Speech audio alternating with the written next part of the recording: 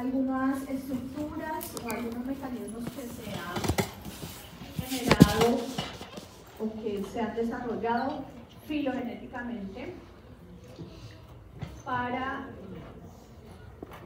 primero, proteger el sistema. ¿Por qué consideran ustedes o creen ustedes que fue importante para el desarrollo filogenético pensar en mecanismos de protección para el sistema? ¿Qué se les ocurre?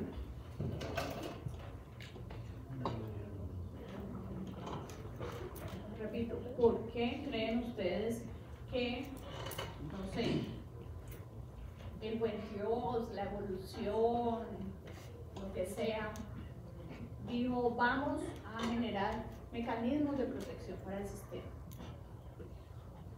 Pues porque finalmente es de donde vienen las funciones del cuerpo. Sí. Entonces, de generar el tejido neuronal hacia que no pierda funciones, ¿no? Y se puede generar por la entrada, digamos, de bacterias o virus. Pero entonces, ¿por qué perderíamos? ¿Por qué les dije que perderíamos funciones? Para promover la supervivencia. Porque no hay proliferación. Porque la célula principal encargada de las funciones no prolifera, ¿cierto? Entonces, si esa célula encargada de las funciones no prolifera, entonces pues nos toca que cuidarla más, ¿sí? Eso es como cuando usted tiene una joya que usted pues no quiere que se le dañe. Si usted tiene la joya que le dio, no sé, su abuela, que es muy costosa, que es muy valiosa, que ella se fue, no sé, a un sitio a conseguirla, que tuvo mucha dificultad para conseguir esa joya, usted esa joya la cuida, ¿cierto? Que sabe que posiblemente no la va a volver a conseguir si se le pierde, y si se le daña va a ser muy difícil que vuelva a quedar en las condiciones en las que estaba inicialmente. Entonces, asimismo, el desarrollo filogenético, como sabe que esas neuronas no proliferan, no se reproducen y dañan funciones, pues entonces hay que cuidarlas más. Y un mecanismo para cuidarlas, para protegerlas, pues ha sido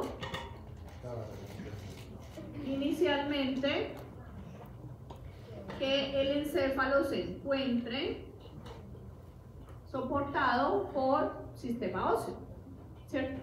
Entonces les dije, encéfalo en el cráneo y médula espinal dentro del canal vertebral.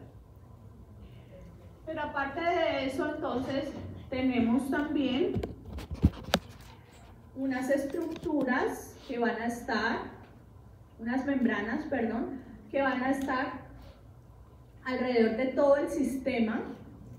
En algunos sectores van a estar organizándose de forma bien particular, pero que recubren todo el sistema y son las membranas meninges. Esas membranas meninges se encuentran la más superficial,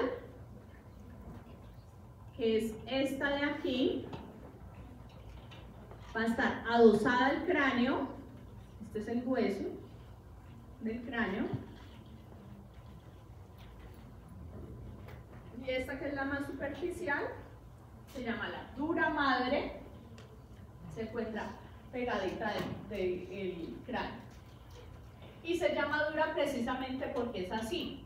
Para realizar su manipulación uno tiene que escapar un poquito, cogerla fuertecito porque es dura. ¿Sí? Se llama dura madre. Debajo de la dura me voy a encontrar con otra membrana que es la aracnoides. Debajo de la aracnoides está circulando el líquido cefalorraquídeo, o sea, el líquido cefalorraquídeo tiene una circulación subaracnoidea por debajo del aracnoides. Y la membrana que es está más pegada, más adosada al parénquima cerebral, que se llama la pía madre. Y esa pía madre es muy vascularizada. Es una membrana que tiene gran cantidad de capilares que van a estar integrándose en el parénquima cerebral. Entonces, esto que es parénquima o tejido cerebral, los giros, los surcos, que son parénquima o tejido cerebral, van a estar suspendidos o flotando en esto azulito, que es el líquido cefalorraquídeo. ¿Y para qué van a estar suspendidos? ¿Para qué va a estar suspendido el parénquima cerebral, el líquido cefalorraquídeo? ¿Para qué?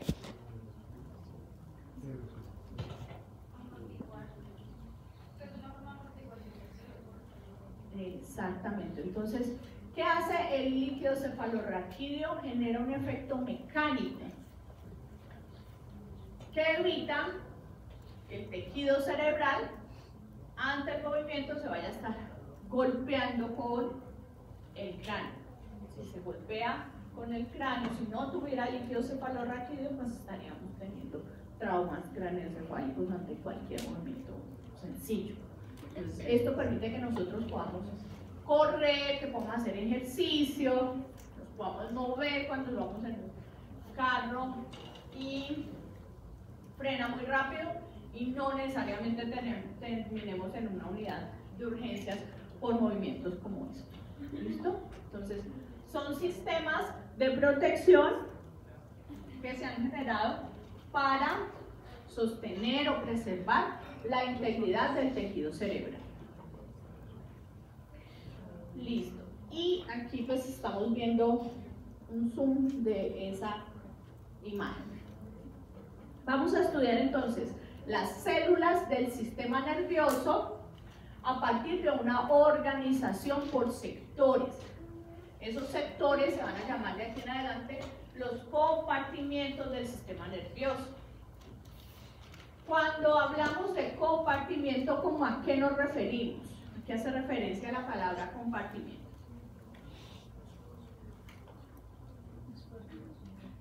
Espacios, almacén, velocidad. Este espacio de aquí es un compartimiento. ¿Qué lo hace compartimiento? Las paredes. ¿Por qué las paredes? Contienen el espacio. ¿Por qué qué? Contienen el espacio dentro de... Contienen el espacio, pero también generan ¿qué? División. ¿Cierto? Entonces, pensamos en que el sistema está organizado en compartimientos o divisiones que van a estar limitando entonces la comunicación entre un espacio y otro.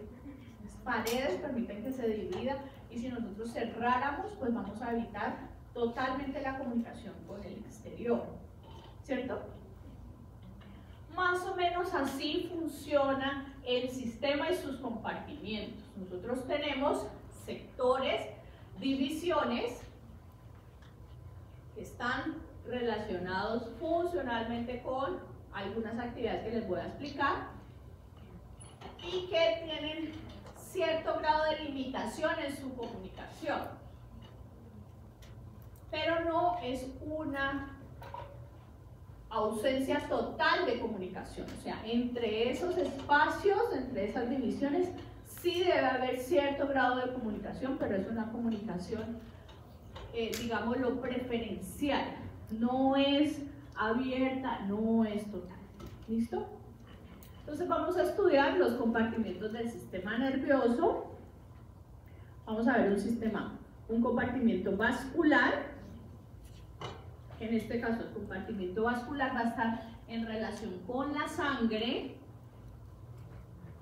el compartimento ventricular, que en este caso va a estar en relación con el líquido cefalorraquídeo, un compartimento glial que está relacionado con las células gliales que van a ser el soporte de las neuronas, y vamos a ver el compartimento neuronal compuesto por neuronas. Cada uno de estos espacios, cada uno de estos compartimientos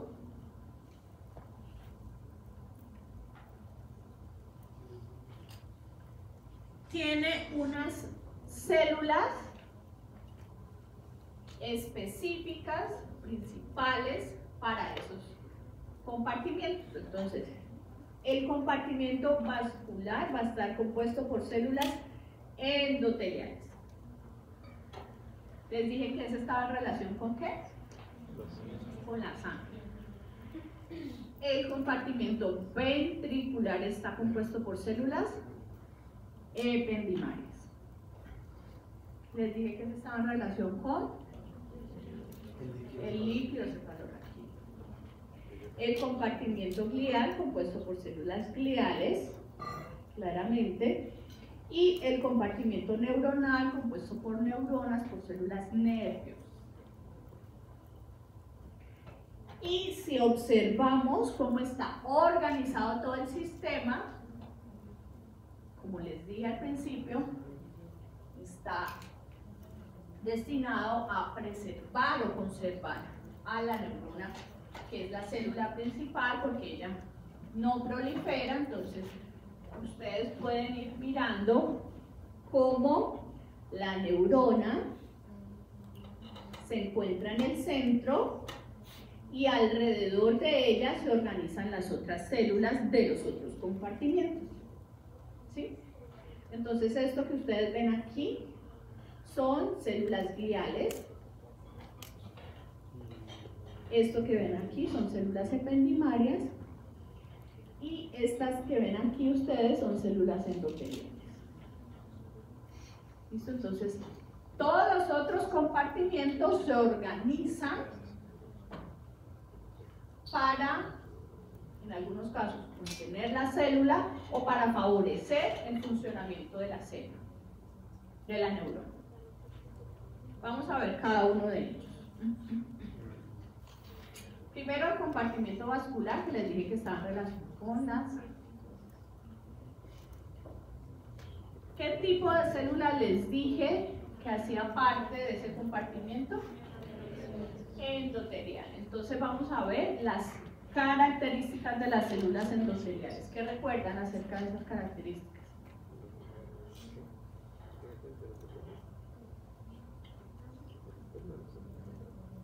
No, esa parte se fue. La célula endotelial de células musculares. Recuerden el lumen. ¿Cuál es la morfología de esas células? Son células planas. Entonces, miren acá, para que se la pillen bien. Esta que ustedes están viendo acá es una célula endotelial. Este es un núcleo, estos son los organelos, ¿sí? Esta es otra célula endotelial. También núcleo, organelos, y esta es otra célula endotelial. Entonces, las células endoteliales tienen una morfología plana, tienen unas extensiones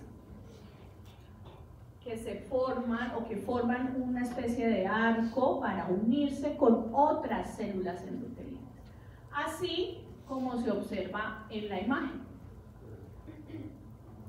Entonces, una célula endotelial se forma con otra se une con otra para conformar esto que ustedes conocen como el capilar. Los capilares, ustedes saben, son las venas más delgaditas que nosotros encontramos en el sistema. Y esos capilares son los más pequeñitos y se van insertando en el parénquima cerebral. ¿Listo? Entonces, esas células endoteliales se juntan entre sí con algo que se llaman las uniones estrechas.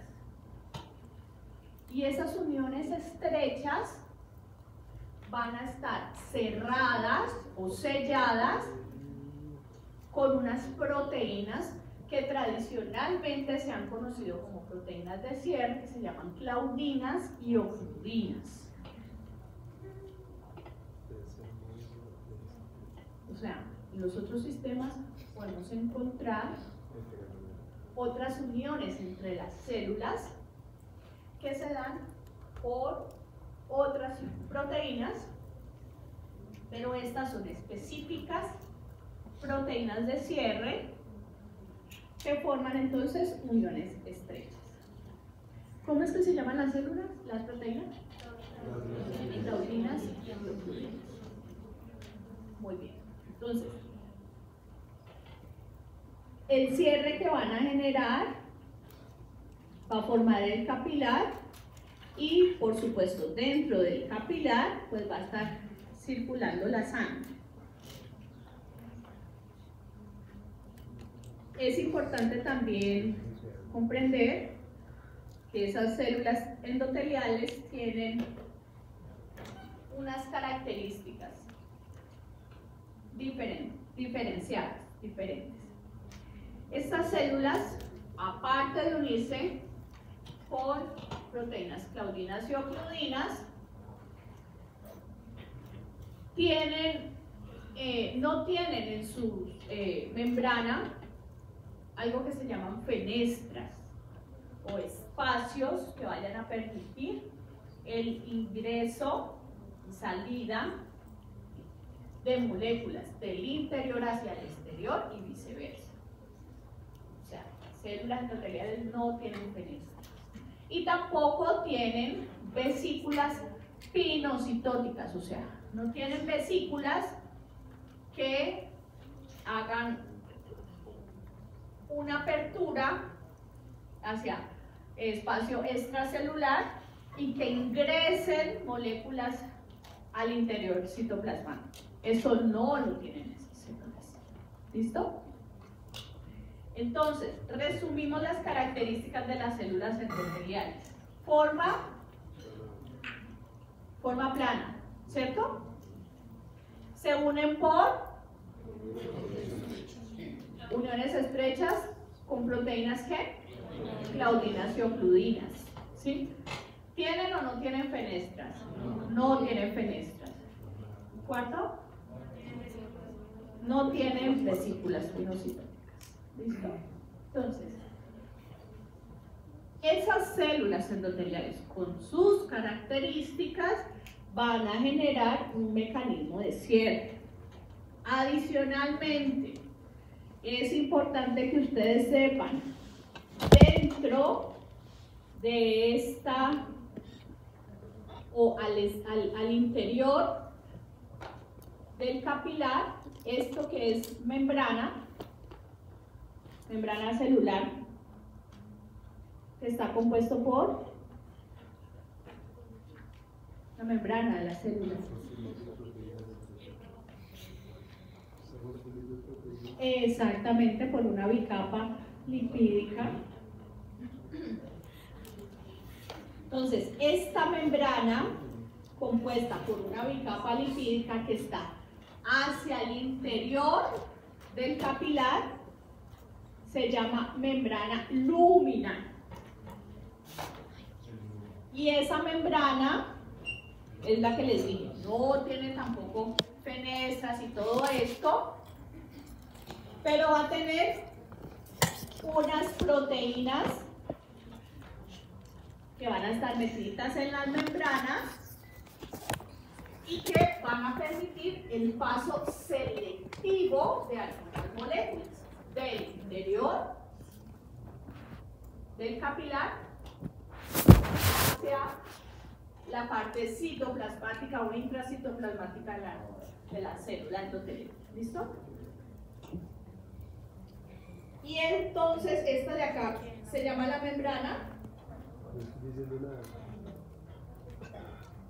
luminal. ¿Por qué se llama luminal? Pues porque el interior del capilar muestra una luz, entonces se le llama membrana luminal. Y el exterior de esa célula endotelial va a tener también una membrana compuesta por fosfolípidos, una capa lipídica, y también va a tener unas proteínas que son las que van a permitir el paso de un lado a otro. Y esta membrana de acá se va a llamar la membrana abluminal. O sea, adentro membrana luminal y afuera membrana abluminal.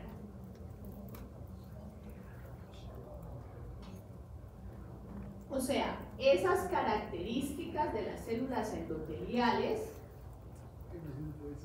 las características también de la membrana luminal y la membrana abluminal van a impedir el paso libre de sustancias.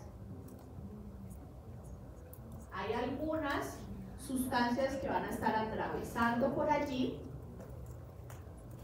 y que en este caso son sustancias ¿de qué tipo? Por la membrana celular. ¿Son sustancias de qué tipo? Tengo una capa lipídica.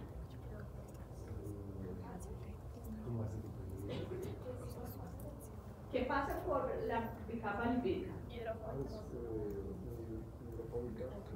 Ajá, son liposolubles principalmente.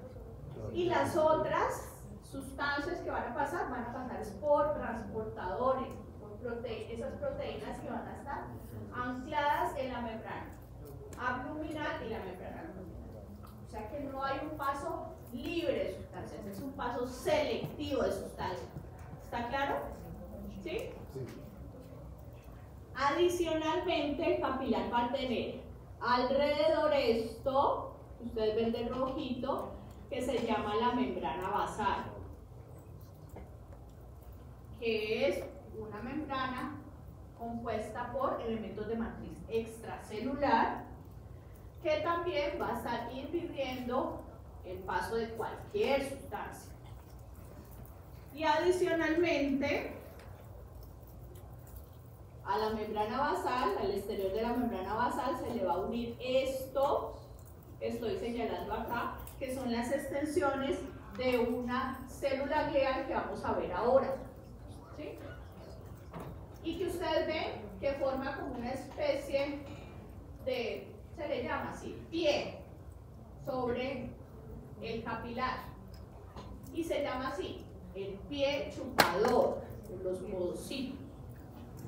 Y esto también va a generar una especie de contención y va a estar recibiendo solamente información o material selectivo. ¿Listo? Entonces, a estos componentes que estamos viendo acá se les llama la barrera hematoencefálica, hemato de sangre encefálica del cerebro, compuesta por células endoteliales con sus características, sus uniones estrechas, compuestas por claudinas y ocludinas, compuesta por la membrana basal también, y compuesta también por los pies chupadores. ¿Listo?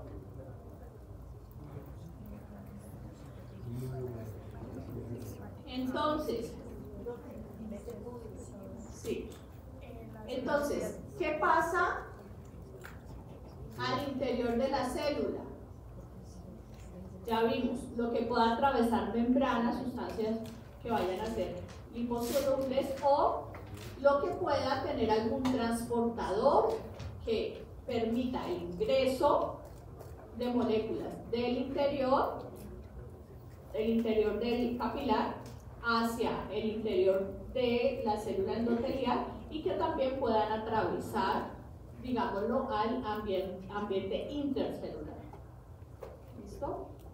Y ahí encontramos entonces algunos transportadores específicos de aminoácidos, transportador de glucosa también, que van a permitir entonces el ingreso de algunos nutrientes y de algunas moléculas que son necesarias para el funcionamiento del sistema. Esto que ustedes están viendo acá entonces es la barrera hematoencefálica, un capilar del encéfalo con sus pocitos. Y miren entonces el mecanismo que se observa en ese capilar. Vamos a encontrar en otros sectores del sistema otros capilares que tienen unas características diferentes. Entonces van a tener poros, van a permitir el paso de distintas moléculas, pero este es el que nos genera interés a nosotros. ¿Listo? ¿Está clara esta parte del compartimiento vascular? ¿Sí? Ahora, el compartimiento ventricular. Bueno, la barrera hematoencefálica entonces es el principal mecanismo de barrera. Y lo menciono porque este, que es el compartimiento ventricular, también genera un mecanismo de barrera, no tan fuerte ni tan potente como la barrera hematoencefálica. El compartimiento ventricular les dije que estaba relacionado con estos que son las cavidades del sistema y que en su interior circulaban líquidos cefalorraquídeos, ¿cierto? Las células principales son las células ependimarias. Característica de las ependimarias. Mírenlas morfológicamente cómo son. Son cuadradas, ¿sí? Tienen forma cúbica y tienen cilios, ¿sí? Entonces, ellas también van a estar juntándose, así como se observa acá, pero sus uniones no son uniones estrechas. Y se van a estar uniendo formando una especie de tapiz alrededor de los ventrículos, alrededor de todo el sistema ventricular. ¿Son epitelios? ¿Esos son epitelios? Son cilios, estos de acá. Pero de células epiteliales. ¿Cómo? ¿Son de células epiteliales? No, son células ependimarias. Y si observamos acá, miren, yo les dije, el sistema ventricular está organizado desde el tubo neural embrionario, ¿sí? Entonces, vamos a encontrar sistema ventricular desde la médula hacia todos los sectores que van a estar haciendo parte del encéfalo con cavidades. Entonces, esto que ustedes están observando acá, que está pintadito de rojito, y que es esto de aquí, constituye los plexos coroideos. Estas son las células ependimarias que se van a estar uniendo, formando el tapiz, y esto de acá es el líquido cefalorraquídeo. En algunos sectores, entonces, esas células ependimarias van a ensancharse porque van a estar conteniendo esto que son los plexos coroideos. Los plexos coroideos son las estructuras que producen las mayores productoras de líquido cefalorraquídeo. Entonces, encontramos plexos coroideos en ventrículos laterales, o sea, estos sectores de acá. Encontramos plexos coroideos en este, que es el tercer ventrículo, y aquí también vemos la cosita roja, que es el cuarto ventrículo. Entonces, el líquido cefalorraquídeo se produce en esas cavidades, ventrículos laterales, tercer ventrículo, cuarto ventrículo, y se va a estar distribuyendo también hacia la periferia para generar lo que vemos ahora, el efecto mecánico de soporte o de sostén del sistema.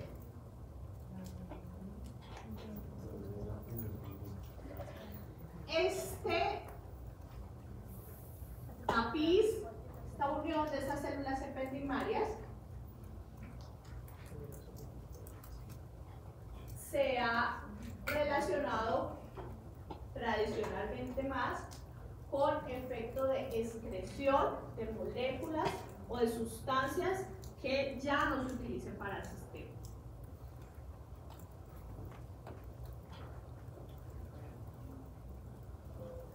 Y vamos a ver, ¿hasta ahí está claro? ¿Jóvenes? Y el tercer compartimento era el compartimento ¿qué?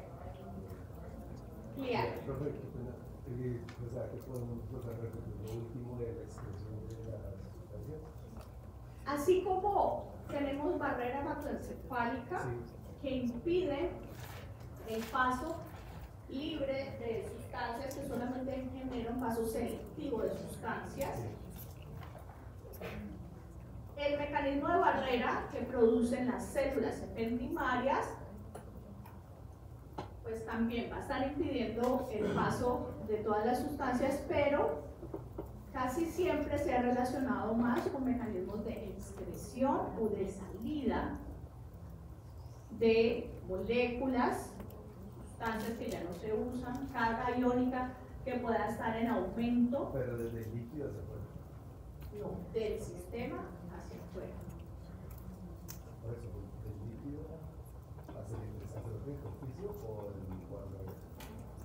Del parénquima cerebral hacia el líquido cefalorraquídeo. O sea, Y del líquido cefalorraquídeo ya se generan procesos de excreción, que pueden ser urinarios y todo. ¿Listo?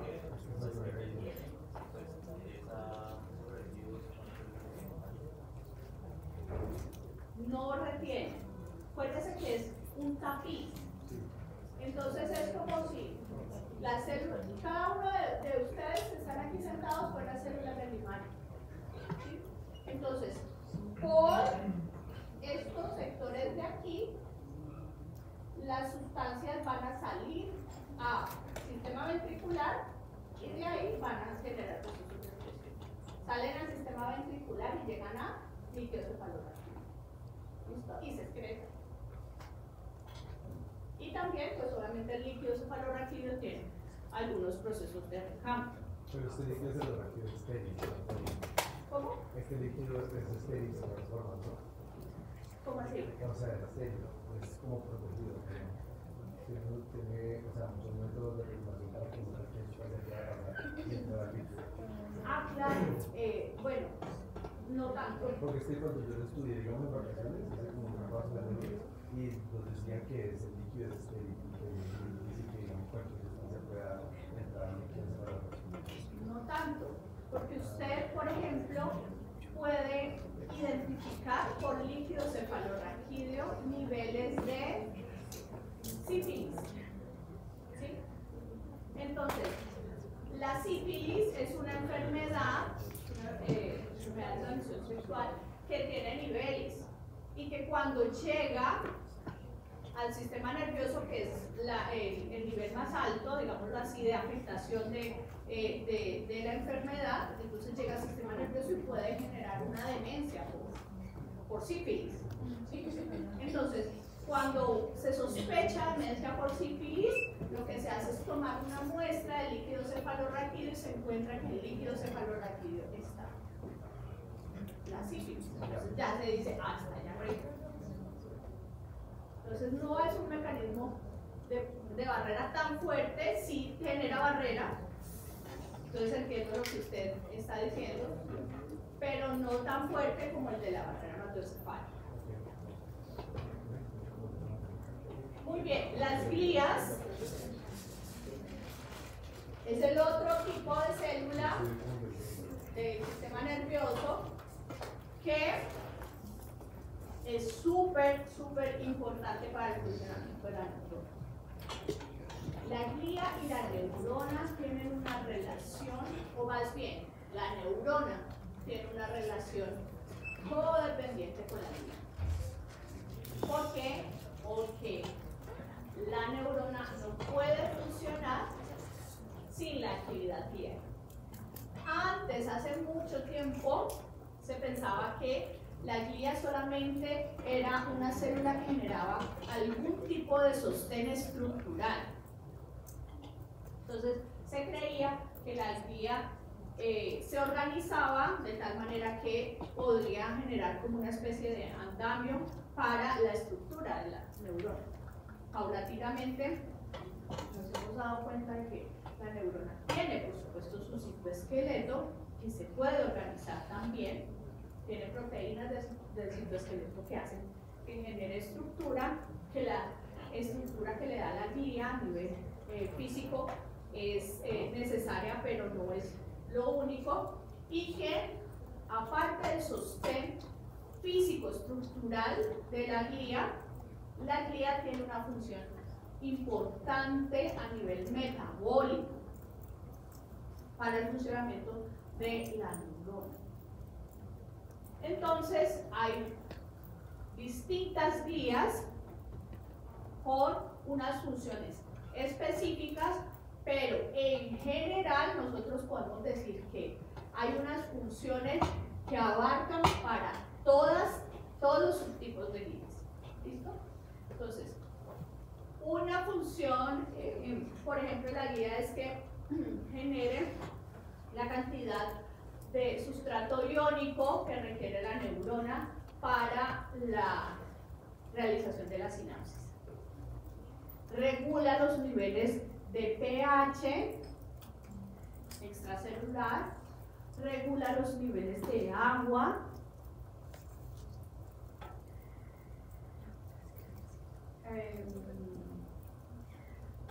provee también algunos elementos que permiten, en algunos casos, la recaptura de los neurotransmisores. Vamos a ver cuáles son los elementos que van a estar más relacionados con esa recaptura.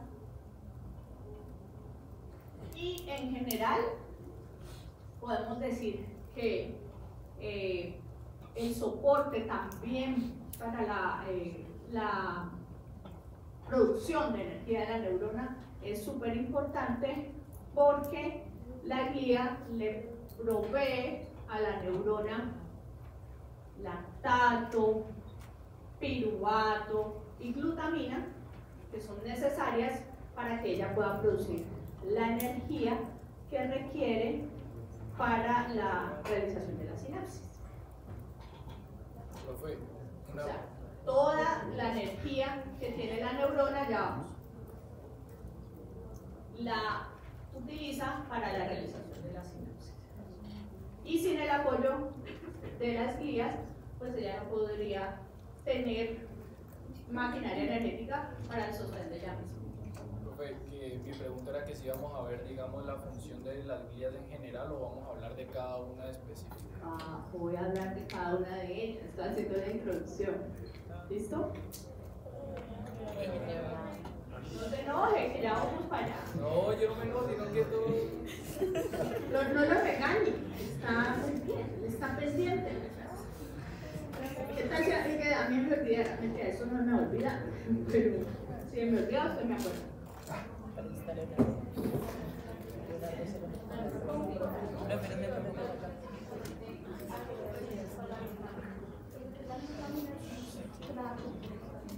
Que se producen por las moléculas que tienen los astrocitos. Entonces, cuando veamos neurotransmisores lo vamos a estar recordando. ¿sí? La recaptura del glutamato la realizan los astrocitos.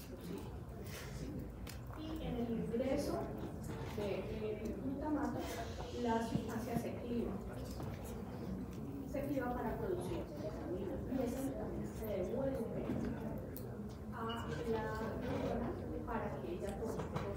Una puede ser la producción y nuevamente el glutamato, otra utilizada para la producción de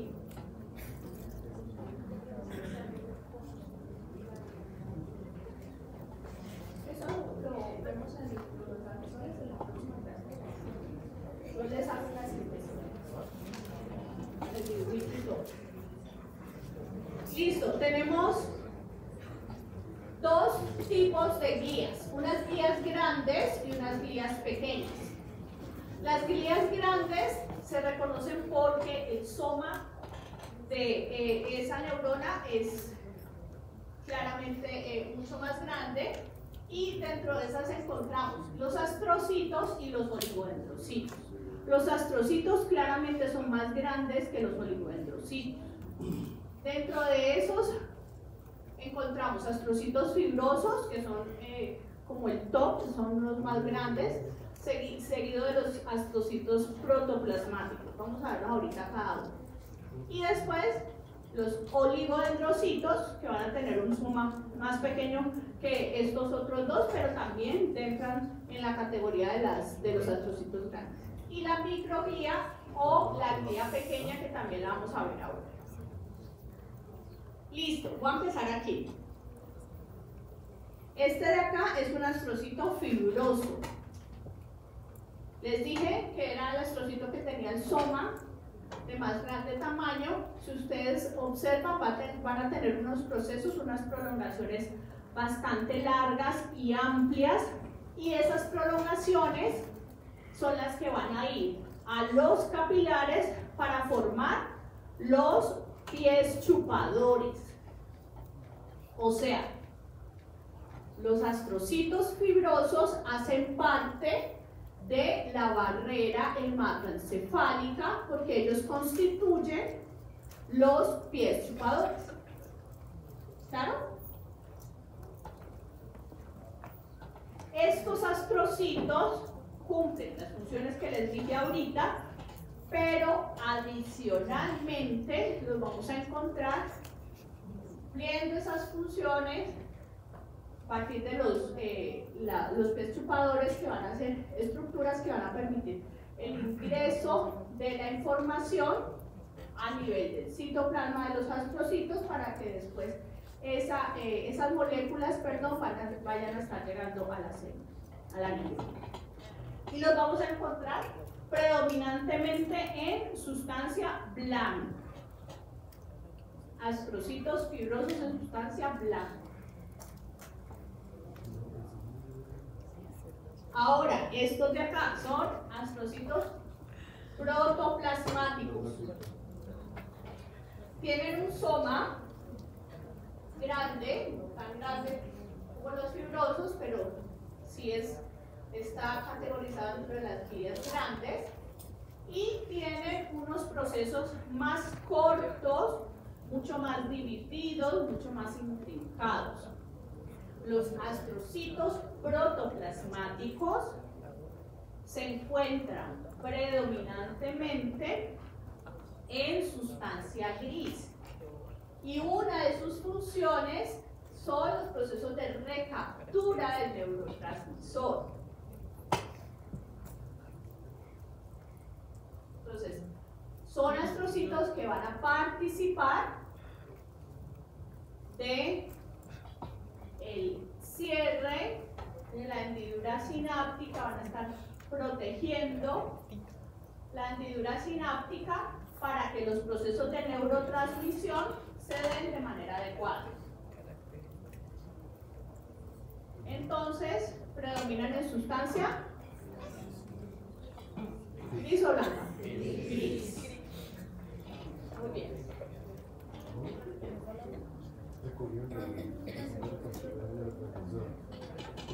Estos de acá son los oligodendrocitos. Los oligodendrocitos tienen unas extensiones o unas prolongaciones que van a estar envolviéndose en los axones de las neuronas. Y esa envoltura en los axones de las neuronas va a formar lo que se conoce como la vaina de mielina. La vaina de mielina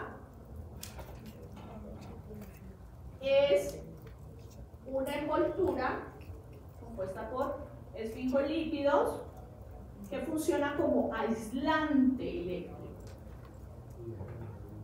que permite que la transmisión de la información sea mucho más rápida, mucho más efectiva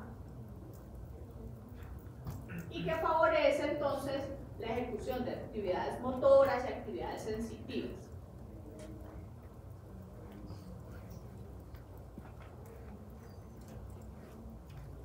Los oligodendrocitos forman la vaina de mielina en el sistema nervioso central, mientras que esa misma función la van a tener las células de Schwann en el sistema nervioso periférico. ¿Por allá?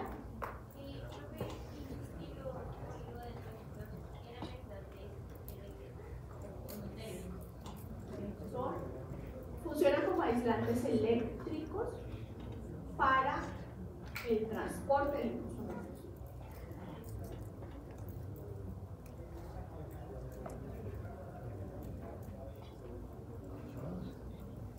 ¿Cuáles son las diferencias entonces de los oligodendrocitos y las células de Schwann?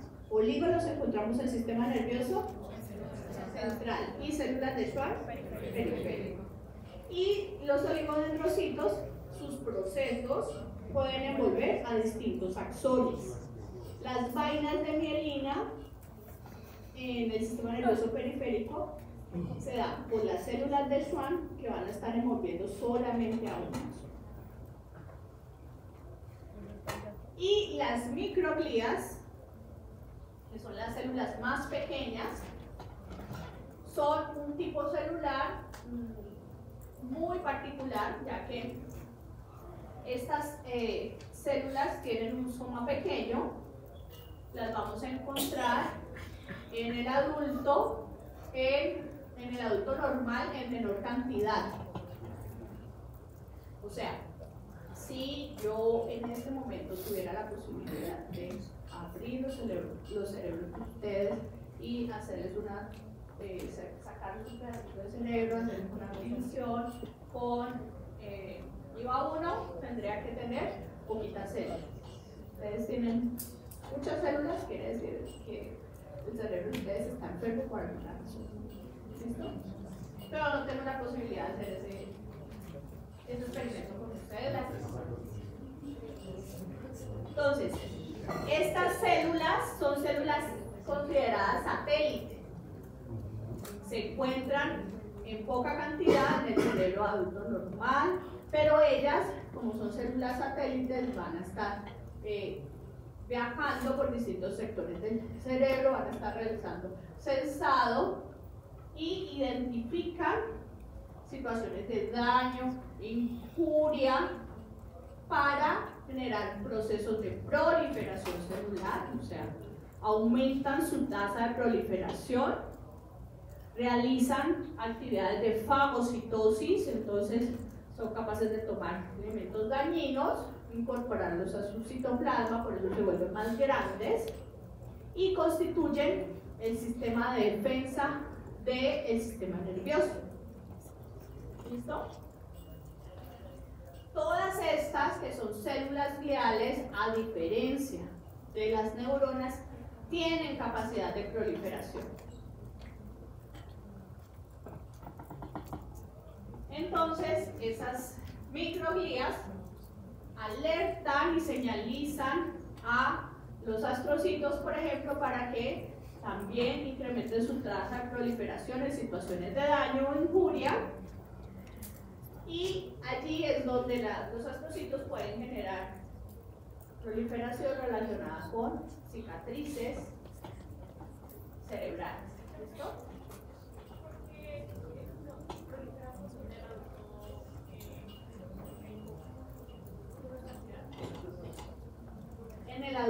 cerebro adulto normal, sin daño.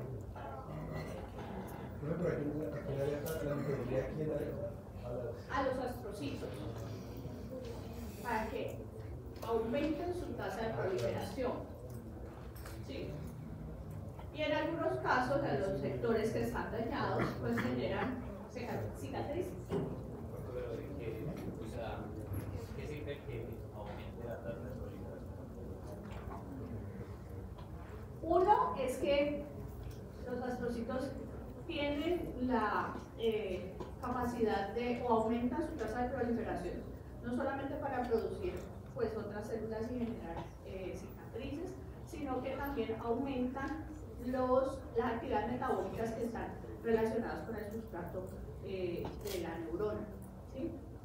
Si tú tienes una situación de daño, vas a requerir posiblemente una mayor cantidad de iones, una mayor cantidad de glucosa para poder funcionar. ¿Sí? Entonces se necesita que todo el sistema esté alerta y funcionando para atender a esas necesidades. Mientras ellos generan la defensa, nosotros estamos como ayudando a sostener a las neuronas que se encuentran. ¿Sí?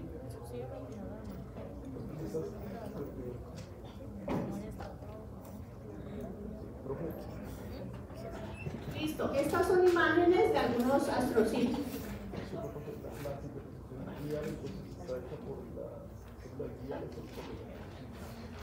Acuérdense que las glías son los astrocitos, las microglías, pero los procesos. La microglía, quiero decir. La microglía o Los astrocitos. Sí. La microglía se utiliza ya para que ellos atiendan el sector que está dañado y generen los entonces el nombre viene porque las microglías la que hablan. Sí, ella es el que la genera la alerta. Y aparte de eso, también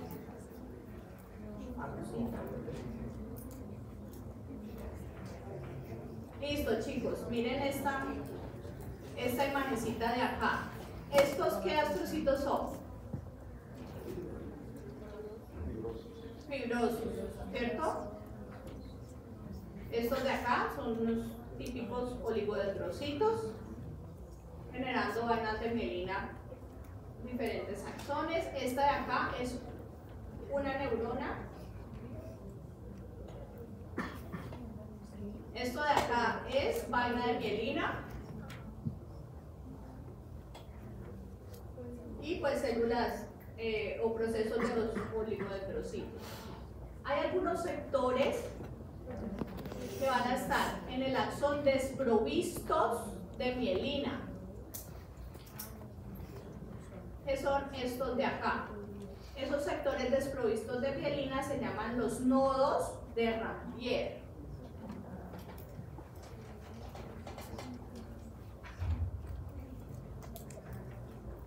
Y son importantes para el proceso de transmisión de la información a lo largo de todo el axón. Ahora, esto que está aquí, ¿qué célula es? Protoplasmático, un astrocito protoplasmático, esto que está aquí.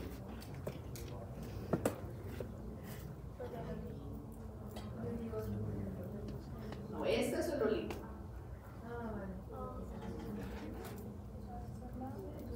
Este también es un fibroso.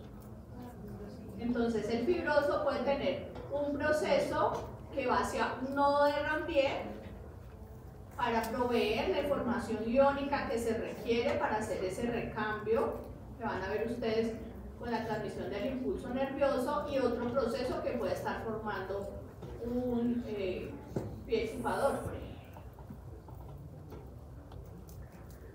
Y aquí estamos viendo las microglías. Estas son las microglías en un estado, digamos así, normal, sin ningún daño o injuria. Y aquí estamos viendo las microglías más grandes, aumentadas por los procesos de fagocitosis y en una situación de daño a nivel cerebral. Esta es una imagen de un astrocito fibroso, miren la extensión de los procesos y un citoplasmático con procesos más cortos. Esta es una microglia típica. Aquí está en procesos relacionados con deterioro asociado por la edad y este es en caso de daño o injuria. Muy bien. Entonces, para sintetizar las funciones de la glia, mantener la homeostasis del medio intercelular, los niveles de pH, las concentraciones de iones, calcio, potasio,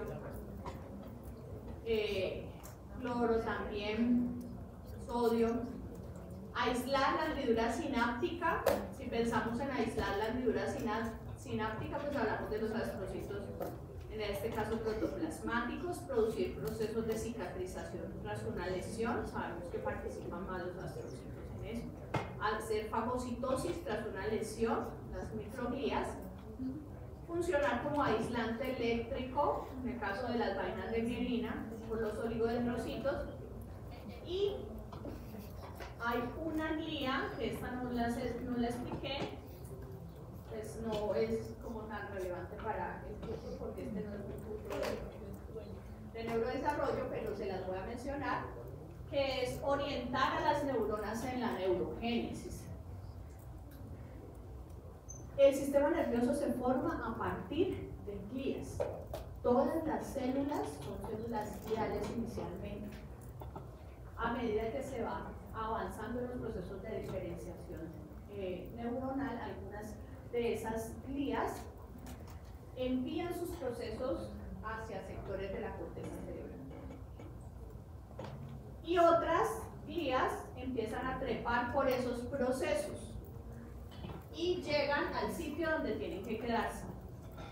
Esas que llegan al sitio donde tienen que quedarse son las neuronas, que se convierten después en neuronas.